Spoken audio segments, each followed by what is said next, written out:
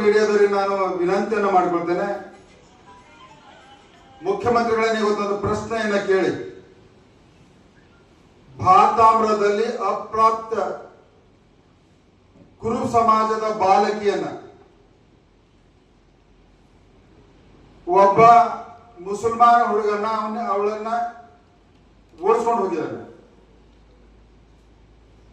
ಅದಕ್ಕೂ ಕುಮ್ಮಕ್ಕು ಕೊಟ್ಟಿದ್ದವ್ರ ಈ ವಿಡಿಯೋಗಳನ್ನ ಉಸ್ತುವಾರಿ ಸಚಿವರಿಗೆ ತೋರಿಸಿದರೆ ಉಸ್ತುವಾರಿ ಸಚಿವರು ಮಧ್ಯಸ್ಥಿಕೆಯನ್ನು ವಹಿಸಿ ಆ ಹುಡುಗಿ ಕುಟುಂಬಕ್ಕೆ 2 ಲಕ್ಷ ರೂಪಾಯಿ ಕೊಡಿಸ್ತೀನಿ ಅನ್ನುವಂಥದ್ದನ್ನ ಪ್ರಸ್ತಾವನೆ ಇಟ್ಟಿದೆ.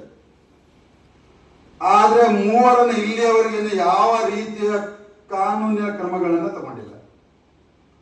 ದಯಮಾಡಿ ಎಲೆಕ್ಟ್ರಾನಿಕ್ ಮೀಡಿಯಾದಲ್ಲಿ ಇವತ್ತು ಮುಖ್ಯಮಂತ್ರಿಗಳನ್ನ ಕೇಳಿಸ್ಬೇಕು. ನೀವು ಕುರುಬ್ ಹುಡುಗಿಯನ್ನ ಇವತ್ತು ಕುರುಬ್ ಸಮುದಾಯದ ಹುಡುಗಿಯನ್ನ ಅತ್ಯಾಚಾರಕ್ಕೊಳಗಾದ್ಮೇಲೆ ಬೀದರ್ ಜಿಲ್ಲೆ ಉಸ್ತುವಾರಿ ಸಚಿವರು ಅದನ್ನ ಮುಚ್ಚು ಹಾಕುವಂತ ಪ್ರಯತ್ನವನ್ನ ಮಾಡ್ತಾರೆ.